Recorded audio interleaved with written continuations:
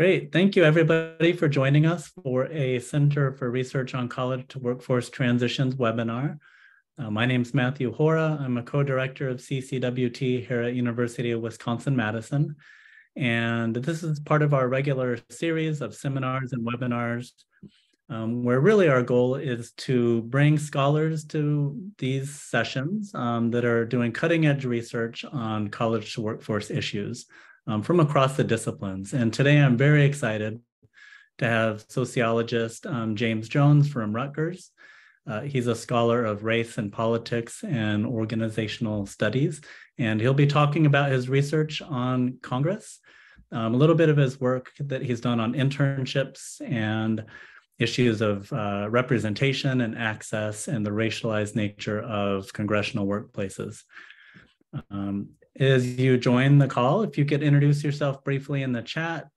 If you can keep yourself muted, that'd be great. And if you have any questions, go ahead and put it in the chat and I will pose them to James as we continue. But these are intended as pretty informal sessions. James will have a few slides to share about his research, and then he and I are just going to chit chat. So if you have any questions, you want to join that conversation, please chime in the chat. And with that, James, I'm going to hand it off. Thank you so much for joining. I really appreciate it. Thank you, Matthew. I am really excited to be talking to you about my work and, my perspective on how I see Congress, right? As we sort of see on the slides, I see Congress as a space in black and white, one in which has a long racist history, unfortunately, one that's rooted in white supremacy, but also one in which, has been committed to racial equality, right? And we have these two different racial orders that are colliding within the halls of Congress. So I wanted to start a little bit briefly thinking about racial representation and the congressional workplace.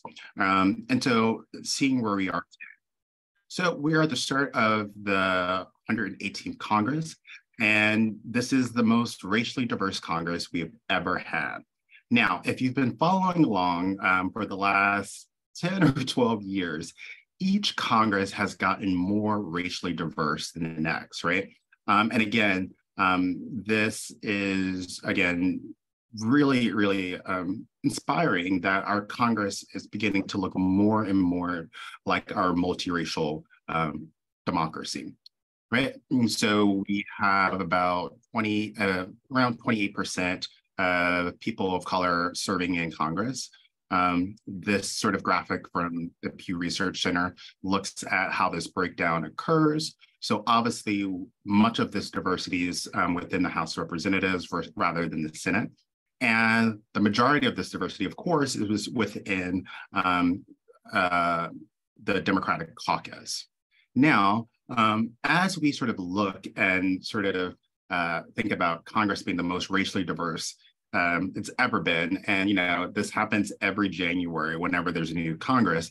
As someone who studies race and representation in Congress, I get a little bit frustrated with these headlines because while they're actually absolutely correct that Congress is more racially diverse, the thing that gets left out is that it's still an overwhelmingly white institution.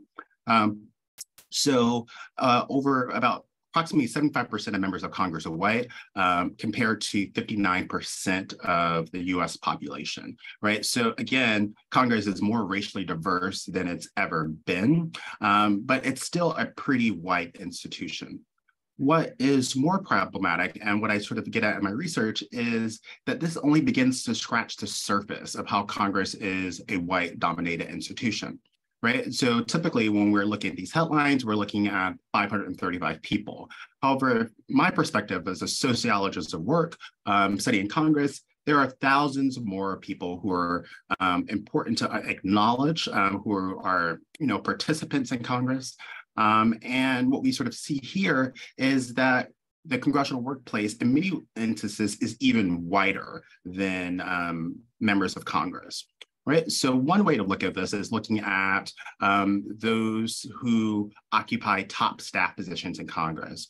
Right. So the Joint Center for Economic Political Studies in Washington, D.C. Has been really great at documenting the underrepresentation of people of color in top staff positions in the House and in the Senate. So these data are from 2018 for the House and 2020 for the Senate. But overall, we sort of see, 13%, almost 14% of top staffers in the House are people of color, and 11% of top staffers in the Senate are people of color, right? And again, we have people of color make up about 40% of the American population. And obviously, this is really dismal numbers, and they haven't been changing. So again, the data from the Senate that looks at 11% of top staffers is from 2020. In 2015, I wrote the Joint Center's first policy paper looking at this issue. And what we found was that people of color were occupying around 7% of top staff positions in 2015. So it is changing. It's going in the right direction, but that progress is really incremental. And at this pace, we're still, going to have a really white-dominated congressional workplace for, a long period of time. So I want to talk just a little bit thinking about or clarify why racial representation in Congress is important. So one of the important things that we should really acknowledge is that congressional staff do the work. They are the invisible force in American lawmaking. They construct, implement, and realize the political agendas of elected officials. They have a lot of institutional knowledge and policy expertise that members of Congress rely on, particularly, those who are new to Congress. But even some older members or veteran members rely more heavily on their staff to get their agendas enacted. Right. So staff really, really do the work. One of the things, and I've talked over, my decade career studying, staffers, congressional staffers have said to me that they are the members of Congress' eyes and ears, and that sometimes their bosses do not even have enough time to think, right? So literally, it is congressional staffers who are moving and propelling work forward on congressional congressional work, right? So we're thinking about members of Congress whose days from sunrise to sunset are broken down into 15 to 30-minute increments in different meetings on various different topics. On top of that, they're constantly fundraising more than they ever have. And so they actually do not have a lot of time to focus on their main job, which is policymaking, right? And again, this is why staff matters, right? And so not only does staff matter, who occupies these positions matter, right? So one of the things I like to highlight is how a representative workforce in Congress helps to increase the legislative deliberation and helps to sort of ensure that multiple perspectives are going to be included because members of Congress, their staff are making policy that affects everyone.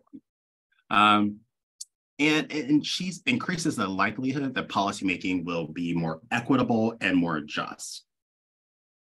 And then, third, we think about Congress as an institution that is supposed to represent diverse interests, right? If the congressional workplace is not diverse, Congress is failing at, again, its main job, which is to represent diverse interests. So to this end, having a congressional workplace helps to strengthen the legitimacy, public approval of Congress as actually an institution that is for everyone. And then finally, I like to think of Congress also as a credentialing institution, right? So the main product in which we typically think about in Congress is Congress makes laws, right? That's its main jobs. The other thing that Congress does is that it produces professionals, right? And so the people who work on congressional, who are congressional staffers, and I'll get into it, as well as congressional interns, they develop, again, they develop a lot of important relationships. So what happens is once you're on Capitol Hill for, a couple of years, you gain a significant amount of power. You can sort of use this credential, this experience of working in Congress to then go and work in more elite political workplaces, whether that be the Supreme Court, whether it be the White House working on political campaigns, or even if it's running for office, right? So one of the ways I like to sort of think about why this issue is so important is because inequality on Capitol Hill has a way of reverberating throughout the country, both through policy and through the people who are going to enact it, right? Our political elite. So one of the ways I've tried to understand this problem of how Congress is both unequal and how inequality is reproduced from one Congress to the next is by studying who works on Capitol Hill, and particularly that initial entry point, right? Congressional interns. So these images might be a little bit familiar to you. They were, I believe, in 2017. There were these. It started off with a viral selfie with Paul Ryan, who was then Speaker of the House, with just the summer interns that year. And as you can see, it is a majority white intern cohort. Democrats responded with their own intern selfie, and obviously noticeably different. It's more diverse. And so, between these two pictures, we sort of see the extremes of how Congress can look, but there's actually is not really great data on the representation or the racial composition of the congressional workplace because Congress does not collect this data. And I can get into that, that sort of double standard a little bit later in our conversation. But I really wanted to understand who is working on Capitol Hill.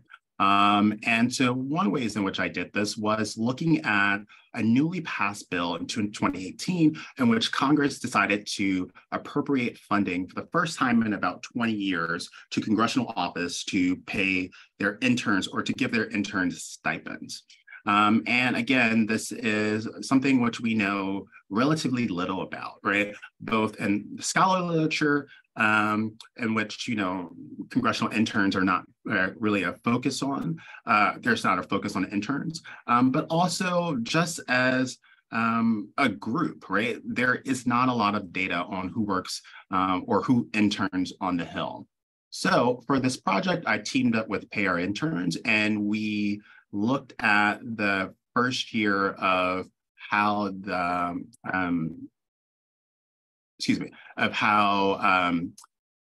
Congress paid their interns, essentially looking at who paid, right? And so again, this was a big task. We looked through about 8,500 pages of legislative records or disbursement records. We identified about 4,000 paid interns in the House and the Senate who were employed between April and September 2019. So we're looking at that first summer where Congress gets that huge bulk of interns because most people are interning between May and September.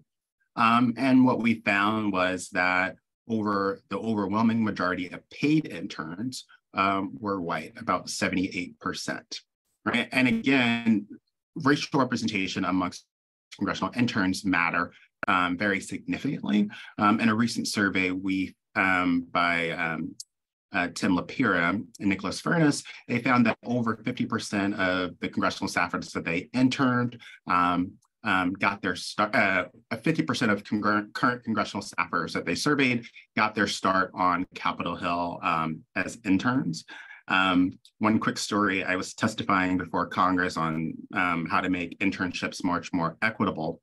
And similar to, how Matt and I were chatting before the webinar, I was chatting with these members of Congress, and everyone who was on the committee essentially I was talking with was a former intern. One member of Congress, I believe it was Dean Phillips, even had his intern badge, which he showed on the webcam. And internships are important for various reasons. So obviously they're a pathway to paid employment on the Hill.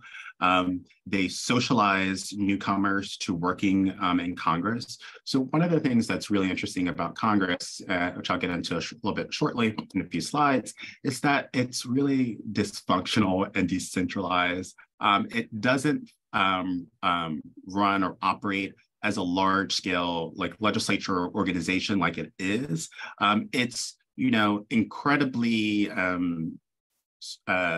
local, right? Essentially, each office is its own business, and they are not necessarily talking to one another to make this essentially this organization efficient. So essentially, Congress is an institution of about, you know, let's say 20,000 people, but it doesn't have the large scale efficiencies of other large work organizations. So it doesn't have a method of actually bringing in newcomers and training them, right? So internships do that job. And interns also learn sort of the internal power hierarchies about, you know, how this place works, what these positions mean, and that's important for thinking about their future career paths. So just a few quick slides on what we found. So obviously, the racial makeup of congressional interns is much less diverse than House members. So about 64% of the House representatives in 2019 were white, compared to 73% of paid interns.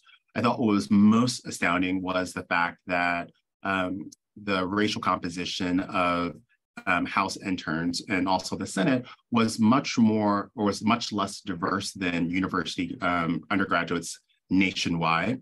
And so one way of looking at this is that whites make up about 52% of undergraduate students nationwide, compared to about 68% in our study. And particularly what we found was that Latino students were underrepresented and these positions as well. So Latino students make up about 20% students nationwide in undergraduate schools. However, they only made up about 5% of the paid interns in our study. Just two more slides. Other big finding that we sort of found was that paid interns were overwhelmingly coming from private universities rather than public universities. And, you know, again, similar to thinking about the racial composition of our undergraduate population, we know that nationwide, more undergraduate students are enrolled in public universities. And so in many ways, what we're sort of seeing is this skewed population, one in which is whiter and more elite than the national population. And again, this will have important policy implications. I'll sort of stop here thinking on what we sort of found, but I'll look forward to sort of like unpacking this a little bit more in our conversation with Matt and your questions as well. All right, thank you, James, for that great introduction. And I'm glad that you mentioned the issue of representation with respect to lawmaking, because obviously that's a critical problem when it comes to representation in Congress. But one of the things I'm really interested in to hear you speak a little bit more about the implications for Congress as a white dominant workplace for students of color, staffers of color that are coming to Congress, either as interns or new hires. And one of the reasons that I first encountered James's work was a fantastic paper I'll put in the chat in a second that he wrote in the Du Bois Review about the importance of the head nod as a cultural gesture amongst Black staffers and workers in Congress. So could you just speak a little bit about that paper, James, but especially what it means for, in this case, a Black staffer to be working in a white-dominated workplace like Congress? Yeah, so, you know, and again, for me, this is kind of like a full circle moment. So I was, you know, a Black undergraduate student interning in Congress. I interned in Congress when I was going to school at George Washington University for about 2 years. I had a really awesome experience, and it's why I'm here today, right? So one of the things that I learned, and, you know, when I was growing up, I was really interested in politics. And I thought one day I would be a member of Congress. And, you know, what I quickly learned working on Capitol Hill as an intern is that staffers do all the work.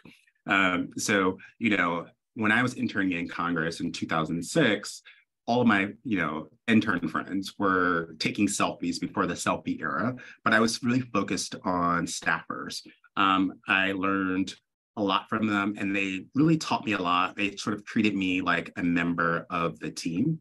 And, I stayed on for 2 years, and I did some other like policy internships in DC. And then I came back. I kind of want to work more in Congress, and I wanted to try a different office. So my first office was with a Black member of Congress. I had a majority, I would say, Black staff. And when I came back the second time as an intern, it was for a white lawmaker, which had a predominantly white staff. And I had the opposite experience. And so one in which I did not feel seen, I didn't feel valued. I had worked in Congress for 2 years. I was used to attending policy meetings. I was helping the staff write Dear Colleague letters, which are essentially letters to other members of Congress to get them to sign onto their bills, right?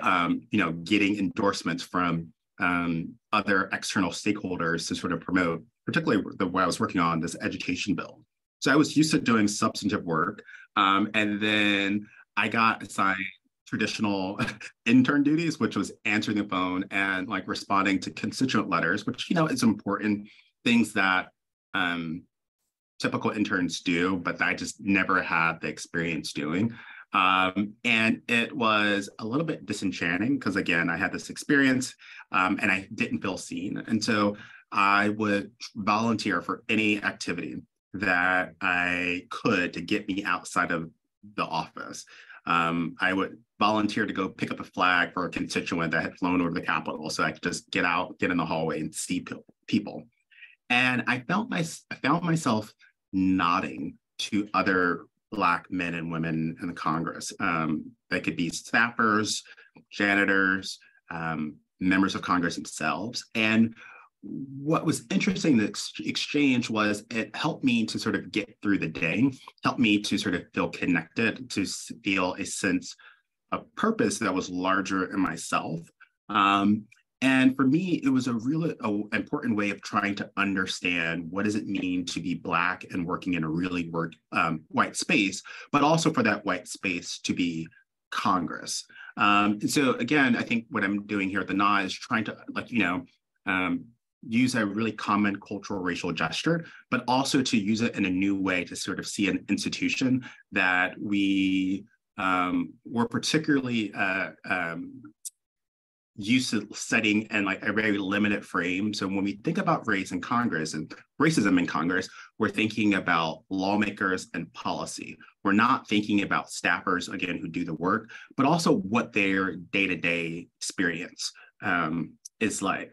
And there's one other point, thinking about why this matters for students of color. Often when I'm talking about internships and racial representation, as I've just done, I think about the very direct or primary impact of Congress being unequal, that, people of color are going to be excluded from these jobs. This is going to affect our policy. This is going to affect who participates professionally in politics. But I think, internships matter in ways that we don't fully acknowledge. And essentially, one of my arguments is that internships matter even if you don't become a member of Congress, or if you don't, end up being a staffer. My internship experience was a really important lesson, more than what I learned as a political science major at GW, about how Congress works, how democracy and political institutions work, right? And it made me believe in, democracy and political institutions because I could see it, firsthand, right? And so, I think a lot of times, we get a little bit disenchanted looking at our political leaders and political institutions because we get this idea that's like, oh, nothing is going to happen. They're not doing anything, right? And, I was in those rooms and I was like, oh, I know what they're doing. I know that they're fighting, but we can't always see it, right? And so for me, The importance of internships, it is that it is a lesson in democracy and also citizenship that is lifelong, right? So as we sort of are concerned much more broadly about the fate of our democracy, strengthening democratic institutions, we should think about making sure that those institutions are inclusive and that people have really tangible experiences with them, right? Not just on like what happens, how they sort of experience policy. Great, thank you, James. So one of the things that I've really appreciated about your work too is, looking at a workplace as a cultural space, which you really kind of spell out really well in the paper that I put the link into. And something we found in our research is some disciplines, as they send students out to internships, and I'm thinking of social work in this case, where we did some research in Texas, where the faculty would prepare the students for the different cultural experience many of them would have, sending mostly white students out to a largely Hispanic rural population. And so one of the things we've been studying is how interns can be prepared for entering a new cultural space, especially if it's not one that they're familiar with, comfortable with, or welcome to. So I wonder, what kind of advice would you have for students that are aspiring to get an internship or to work in Congress, and particularly students of color, as they're entering this white-dominated workplace? Well, one, I think this can sort of be aided in a few different ways. One is talking to people who have worked in Congress or who have to understand what their experience is like. Second, I see a question about the Congressional Hispanic Caucus internships and the Congressional Black Caucus.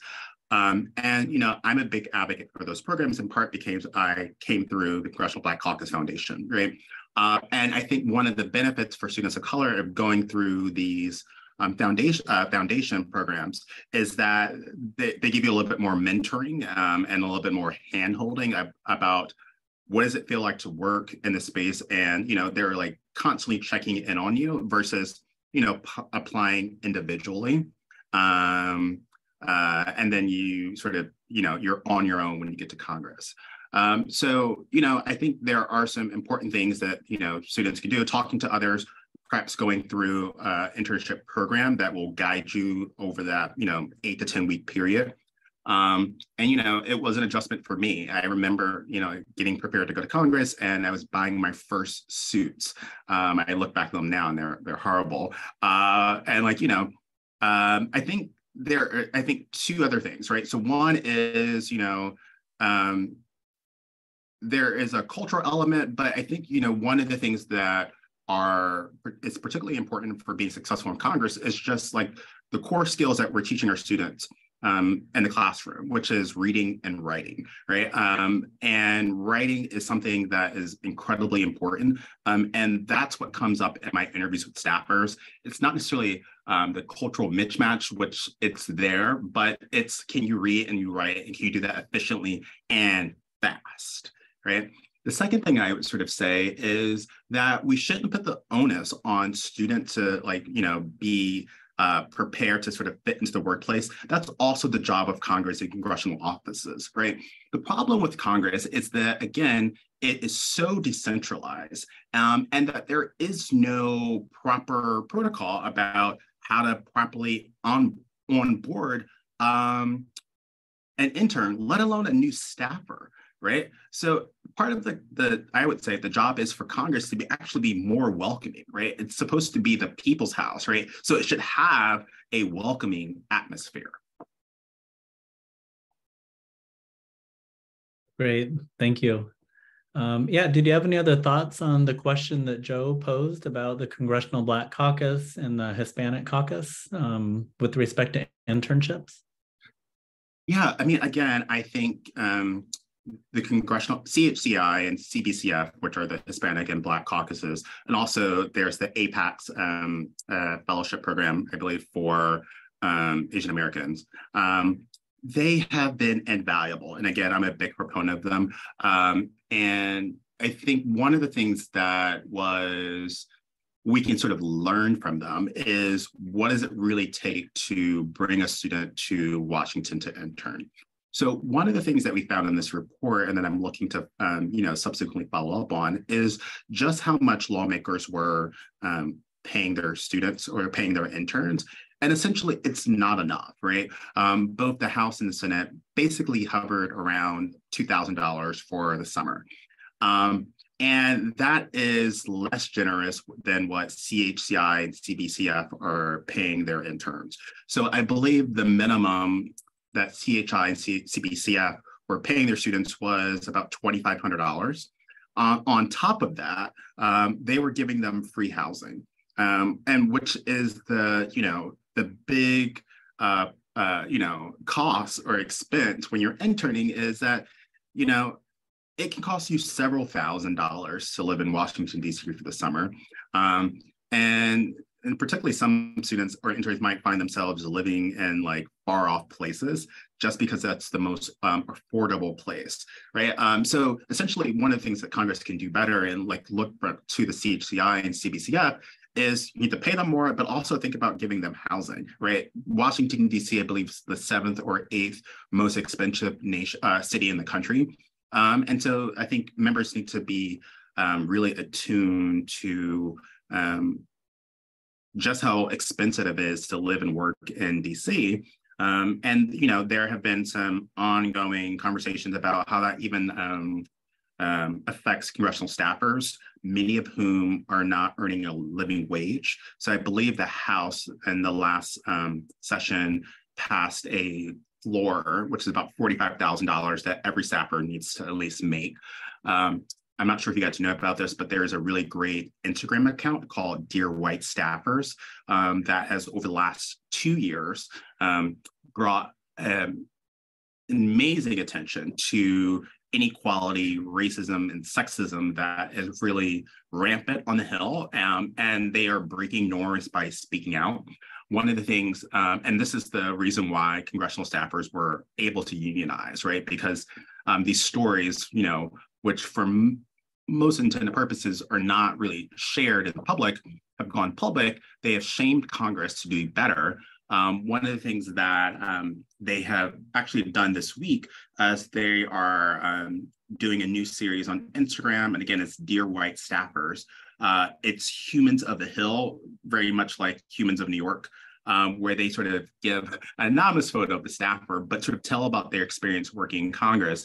And so I believe one was a staffer, a junior position, not making a lot, who had to take out a second job and was working at Trader Joe's, right? And we know this is a problem that affects many, many more staffers. It even affects, members of Congress. So Congresswoman Alexandria Ocasio-Cortez famously worked as a bartender, could not afford an apartment when she was moving to DC from New York because, she gave up her job for the campaign, and, members of Congress don't start getting paid until February, right?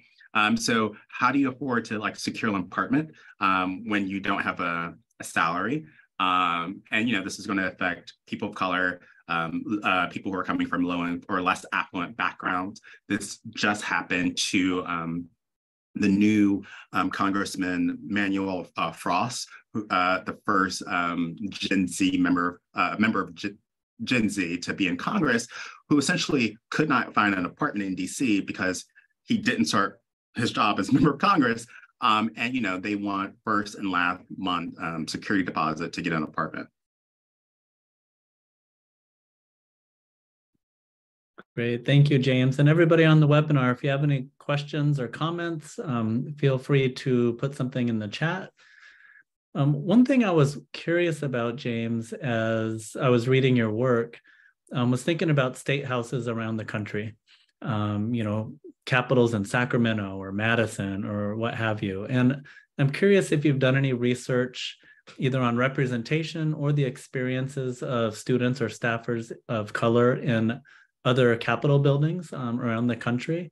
And one of the things that really kind of was in the back of my mind as I was thinking about this was geography clearly matters. We're going to have different costs of living, different, ethnic representation around the country. But I was wondering, is there something unique about a state house or the Capitol as a workplace that may make it more or less amenable to students and staffers of color? And you mentioned earlier just how everything's really fast. And I know like reading and writing and doing it at a quick pace are highly valued skills in these workplaces. But I was just wondering, is there something about these workplaces that is unique, that may pose unique and maybe really difficult challenges for students and staffers of color? So any thoughts on any of those issues? Yeah, so I haven't done work on state houses. I am I follow the work. Obviously, I work with payer interns who has been pushing California to provide paid internships for the state house in California. And I think, there are some unique things about state legislatures that might be interesting for internships and perhaps making them much more accessible. So obviously geography, although, I'm from Pennsylvania, going to Harrisburg, it's its own particular challenge. I'm from Philadelphia, and I know someone's in Pennsylvania from in the group as well. So it's might be a little bit easier, but it's still, I think, a particular challenge. I think the thing that comes to mind is how it's a smaller organization. And I think, similar, interns would have much more exposure, right? So I have some friends who are, lawmakers in Pennsylvania, and they noticeably have a smaller team than you would expect, and members of, and let's say on Capitol Hill.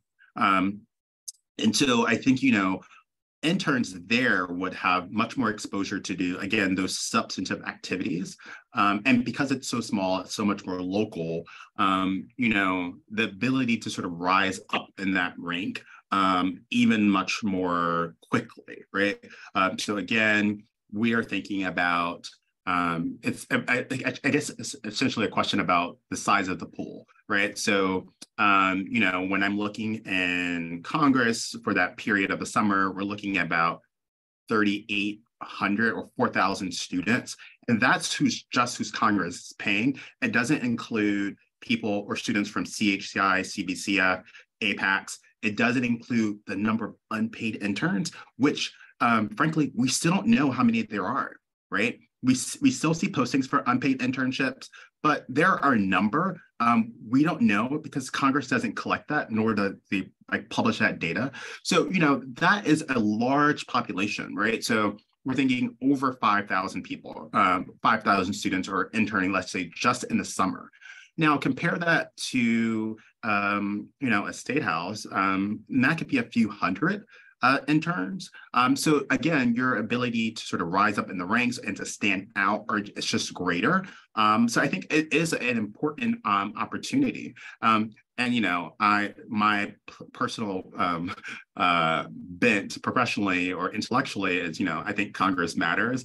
I would probably quibble, or a lot of political scientists would quibble with me, would say, well, state house matter more, as well does our local city halls. So you might actually be able to engage in much more policy discussions that have a much more immediate effect on your daily life versus on Capitol Hill. Great, thank you, James. And Joe's posed a question. When you talk about the different experiences of interns for members of color versus interns for white members, and clearly you had personal experience with that, but any other thoughts on that topic? I mean, so I think the thing that is so interesting and perplexing and challenging is that we think about Congress as this one institution, and it's really, again, highly decentralized, right? So we're thinking about not even 535 offices, right? We're thinking about more than that. We're thinking about committees. We're thinking about leadership offices, right? So there are interns who work, let's say, for the Speaker of the House, or in government and oversight, or education and labor. And so everyone's experience is going to be really, again, very different, and it's going to depend on who's in the office. And it could be that a Black student like me has a really great experience, and like it could be an office that really cares about them, which I did.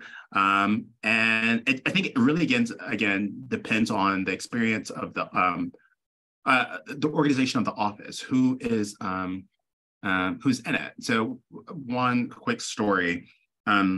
Before that last paper with pay our interns, I did a policy paper for them the year before. I believe this is 2019. And I took 2 students with me from Rutgers, and we went down and we physically surveyed house offices about who they were interning. And essentially, what we found was that interns coordinators are oftentimes the most junior staff. They're just a staff assistant, and these positions are, have a lot of turnover, and so they don't have experience about managing interns. Oftentimes, the intern coordinator just started a few months prior. They have no idea who was interning the year before, and like we would ask them. So again, that's going to affect the quality of a student's internship experience. I think there is one office I remember distinctly. I believe it's Jerry Connolly from Virginia, who had a really detailed spreadsheet of every student who's ever entered in their office. And I was like, oh, this is amazing. But that was one person, one office out of 100 offices that we surveyed. And most people couldn't keep track of what their interns were doing from one semester to the next. There isn't a formalized plan about what they're going to learn, they're going to onboard them. And so again, it's just really highly variable. And I think I see Joe's question, I'll just answer it now. District offices, I think, again, it'll be highly variable. I did have an experience working in a district office, and, typically district offices are going to handle constituent services or casework. So, it might be helping a constituent get Social Security, or interact with some type of federal agency or department. It's very important still. I think what some of the work that Pay Our Interns has done successfully is to try and make sure that those students aren't shortchanged, so that they can still get paid. So when the House and Senate initially passed this bill, it was only for students who are working in DC, right? But we want to also make sure that we're paying students in district offices and also in committees, because oftentimes that can be a springboard to working in DC, right? So maybe you have that exposure working in the district office, and then the next summer you come back and you can go to DC. As you were speaking, James, about the lack of structure and learning plans and onboarding that you've seen in some congressional internships, obviously that's something that afflicts the internship labor market across all sectors. And for many of us, we've experienced that firsthand with our students that we work with. And one of the things that we found, again, this was focusing not on social work in Texas, but on computer science, was that first-gen students and students of color were having a particularly hard time thriving in internships where there was no structure and very little onboarding, in contrast to their peers. And this was a lot of internships were in this field were in Seattle, San Francisco, and LA, where their peers had kind of been socialized how to function and operate in a professional IT context. And so I'm just wondering if you have any thoughts on that, just the lack of structure within an internship context, whether or not that may have some disproportionate impacts on first-gen students or students of color. Yeah, and again, I haven't looked at that yet, but I would sort of co-sign to, I think, all the things that you've found. Again, one of the things that was particularly helpful that summer, I went to sort of literally survey congressional offices, was just looking at where students are coming from and what their exposure were, right? So we my students interviewed students who are, I believe, coming from like Harvard and Princeton. So Harvard and Princeton were paying their own students stipends to work there because they understood the power working in Congress, how this was an important credential, and how this could, open up gateways. And oftentimes what comes with that, that stipend is some type of formal program, where they are socialized before they come into Congress about what to expect. And I think, there is some variability within university programs about what that socialization looks like. So it could be very rudimentary. And, I've had students say this wasn't helpful at all. At the other end, it could be much more sophisticated, right? I am starting a center here at Rutgers for the Center for Race and Politics in America. And we are literally trying to sort of take the insights of my research and apply it to how we're going to sort of, administer internships, right? So, how do you read and have critical writing skills? How giving students exposure to writing policy briefs, and so that when they go to Capitol Hill, all these things aren't foreign to them. But I think part of what I would say would make it an accessible program is not only having a structured program on once you're at the job site, but making sure that that's integrated into the university curriculum. So either on the, prior to or after they're coming back, how can they sort of use that exposure, what they've learned to sort of build on in their careers, right? Well, that's exciting, a new center. And we should definitely keep on talking because a lot of my work moving forward is figuring out how to embed some of these career preparation activities throughout the curriculum. Just recognizing that, where we often have students paying the most attention, hopefully, is the classroom. Yeah. And that's often a great venue to start having them think about some of these issues. My final question to you, James, is besides this awesome new center you're starting, what else are you working on? I understand there's a book that's near completion or in process. Yeah, so I'll share a screen. I think I have a few slides on that. So yeah, the big exciting news is that I'm almost finished my book.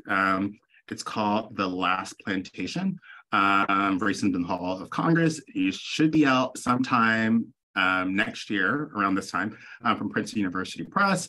And it really looks at my work studying congressional staffers and trying to understand how racism is produced in the congressional workplace and its applications. So in many ways, similar to what I've done with congressional interns. The idea of the last plantation comes from, again, Congress's exemption from federal workplace laws. Senator John Glenn was the first member of Congress to go on record calling, Congress the last plantation. Essentially, it's a place where anything goes. And essentially, there's this irony that Congress is supposed to be this institution that makes our country much more fair, much more just, much more equitable. However, what we found, or I found, is that Congress doesn't always practice what it preach, especially when it comes to its own workers. So that the book really takes up this sort of irony and tries to explain the production and reproduction of inequality through the congressional workplace. And just a few others. My work really tries to sort of, expand how we think about Congress in terms of race and racism through the perspective of Black workers who are there. And I would argue have the most detailed understanding of how racism works on Capitol Hill. So 2 papers that are forthcoming. One is looking at the racial politics of food service, the congressional workplace. So this looks at Black workers in the House and how they've used the cafeterias as a place to sort of fight for racial justice, both as it applies to the congressional workplace, but for the nation more broadly.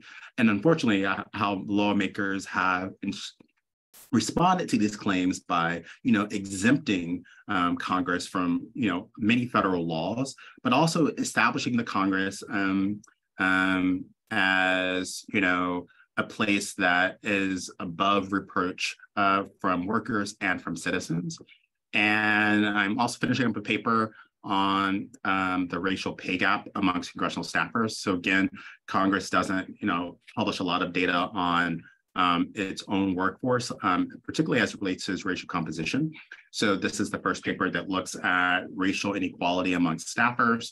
So it gives an estimate of the entire workforce over a 12-year period, and how that sort of comes out as in terms to salaries. So both those are forthcoming as a way of trying to open up and expand, how we think about race and racism. But also, I think, the question, sort of to go back to the beginning of the talk, is why is there so much racial inequality in Congress at the time at which Congress is becoming much more racially diverse? And so you would think that, this problem would just go away. But what my research really shows is that racism is at the heart of the organizational structure of Congress. So it doesn't matter if the top is becoming much more, or the outward appearance of Congress is becoming much more racially diverse, if we do not really tackle how race structures is at the center of this structure, I would say.